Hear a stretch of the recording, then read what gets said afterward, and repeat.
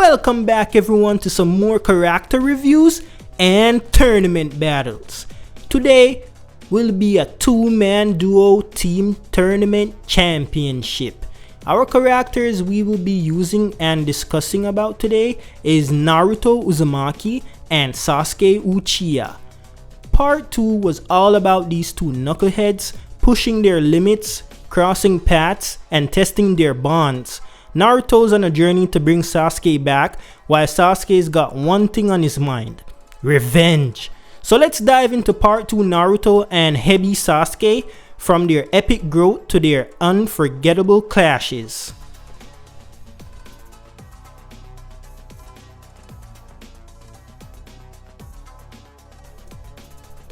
We picking part 2 Neji. His teammate will be part 2 Lee. Part 2 Shikamaru paired up with part 2 Choji. Part 2 Kiba with part 2 Shino.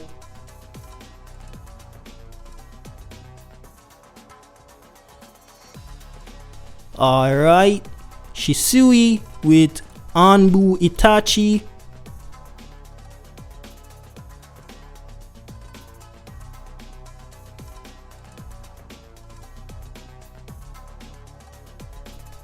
The 5th Kazekage Gaara with his brother part 2 Kankuro.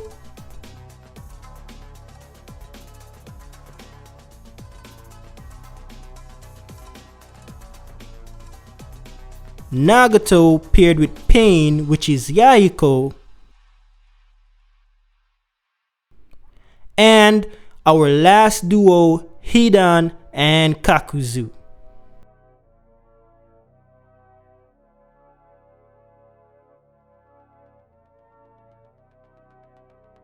Randomize.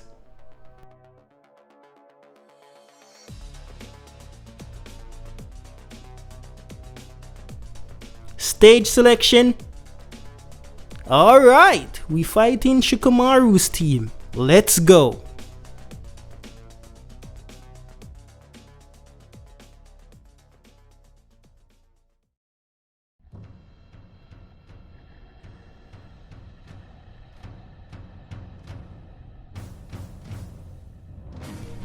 First, let's talk about how these two start their journeys in part 2.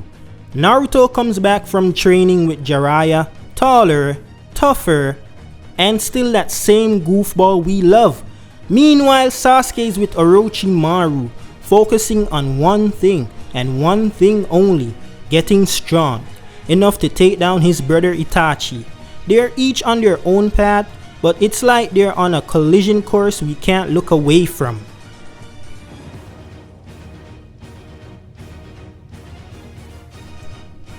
Naruto kicks things off by acing the bell test with Kakashi, finally showing he's not the weak link of the team anymore. On the other side, Sasuke's got his own ideas about strength. Instead of sticking with Team 7, he decides Orochimaru's outlive his usefulness and takes him down. I mean, who else but Sasuke would decide, yeah, time to end my mentor, and go at it alone? These guys are both all about getting stronger, but they're taking very different routes.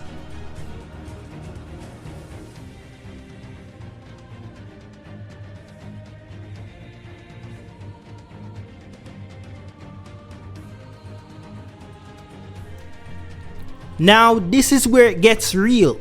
Naruto and Sasuke cross paths again, and it's intense.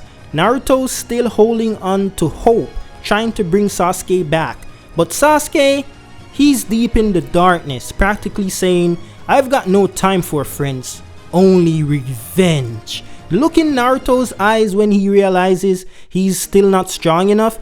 It's heartbreaking. It's like watching a brother you want to save slipping away even further.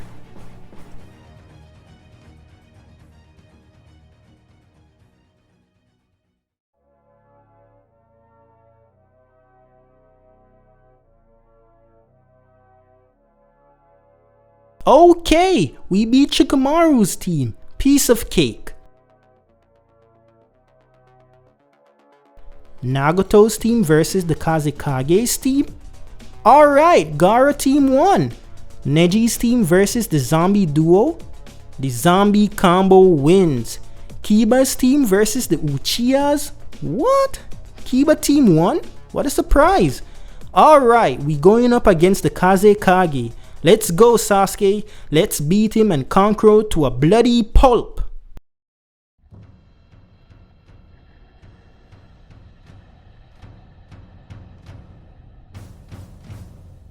This moment pushes Naruto to keep going, and he starts working on the Rasenshuriken, one of the craziest jutsu we've ever seen.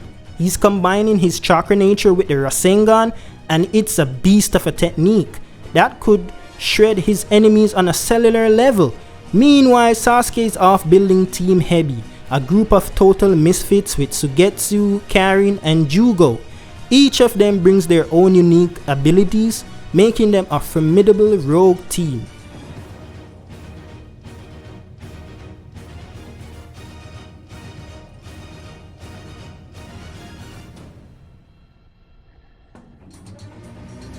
Naruto's training for the Rasenshuriken was a grind. He's pushing his limits, using countless shadow clones to figure it out and putting himself through insane levels of pain. But that's the thing about Naruto. He's got this relentless spirit, always going one step beyond to get stronger, not just for himself but for his friends and the village. You can feel how deeply he wants to prove he's capable, especially after so many years of being the underdog.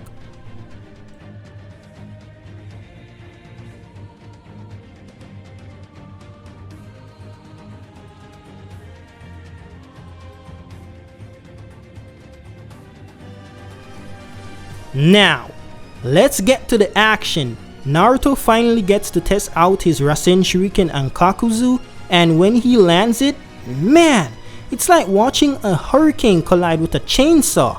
This isn't the same Naruto who needed backup every time. He's leading the charge, taking down Akatsuki members like a true hero.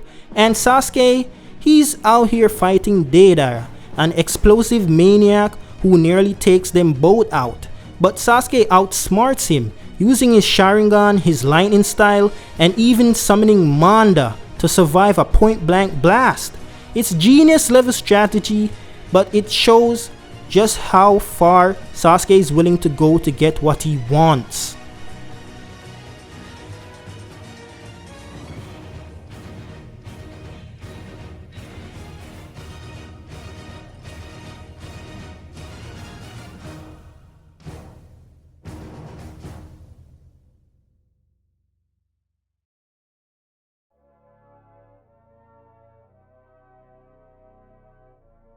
Alright, we made it to the final round. The two Akatsuki versus Kiba and Shino.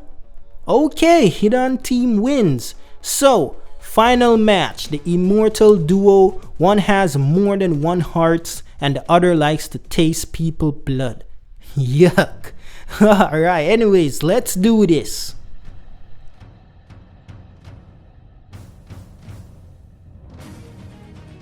And while Naruto's training to protect, Sasuke's putting together his own team with one mission in mind, taking down Itachi. He's not looking for loyalty or friendship, he's building a squad that can help him achieve his one all-consuming goal. It's like he's creating a darker version of Team 7, but one based purely on strategy, not trust. Each member brings a unique strength to the table, and they know he means business.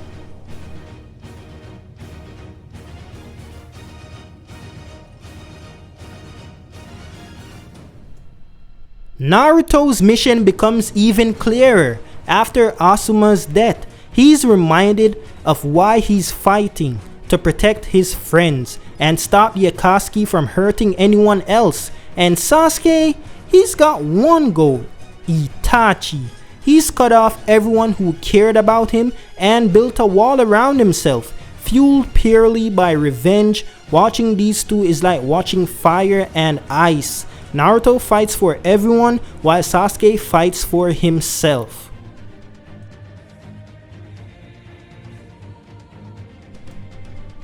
Naruto's journey is fueled by connection.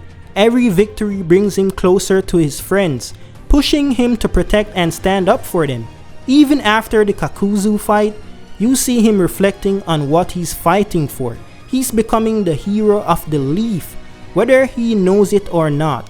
And Sasuke, he's becoming the lone avenger, distancing himself from everyone, driven deeper into darkness with each step towards Itachi. It's like watching two sides of a story unfold, with Naruto choosing love and community, while Sasuke chooses solitude and vengeance.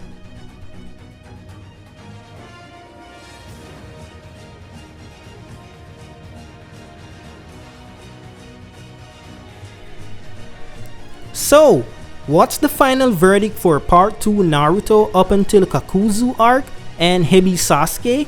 These arcs show just how far Naruto and Sasuke are willing to go.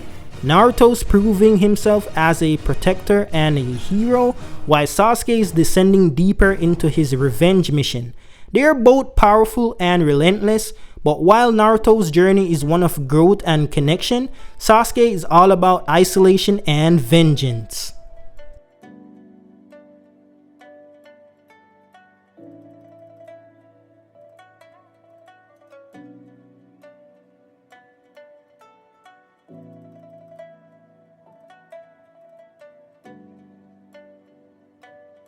Alright, we won! These two are our duo two-man champions. So, that's part 2 Naruto up to the Kakuzu arc and Hebi Sasuke. We've got one guy fighting to protect his friends and another risking everything for revenge. It's what makes Naruto and Sasuke's dynamic so powerful. Two sides of the same coin, each pushing the other to greater heights, even if they are miles apart. Thanks for watching, Shinobis. If you love this video, hit that like button, subscribe, and drop a comment on your favorite Naruto and Sasuke moments. Who do you relate to more, the determined hero or the lone avenger? Until next time, remember, whether you're like Naruto or Sasuke, never stop pushing forward. See ya soon.